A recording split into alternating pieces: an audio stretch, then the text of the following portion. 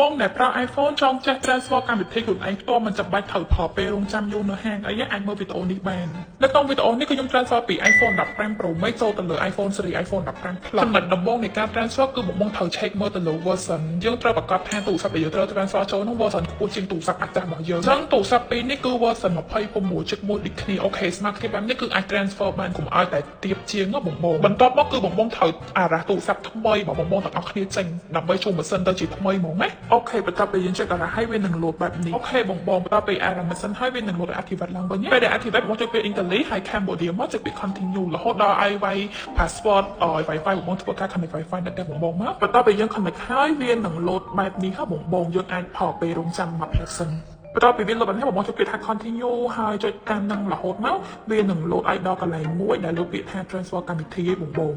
ហើយបងអាចចុចពាក្យដែលលោតសញ្ញាក្រហមនេះបានបងចុចពាក្យហ្នឹងហើយបងរងចាំមួយផ្លែតអូខេបន្ទាប់ពីរងចាំហើយវានឹងលោតពាក្យឲ្យ transfer នេះបងចុចសញ្ញា continue ហើយបងអាចយកអំបងហ្នឹងមក scan ជាមួយនឹងអាទូរស័ព្ទថ្មីនេះបានណាបងអូខេបន្ទាប់ពីយើង scan ហើយគឺនៅទូរស័ព្ទថ្មីនេះវាឲ្យយើងចុចតាមដំណើរអធិប្បាយម៉ាស៊ីនឡើងវិញដូចគ្នាបងអាចធ្វើការចុចតាមហ្នឹងមក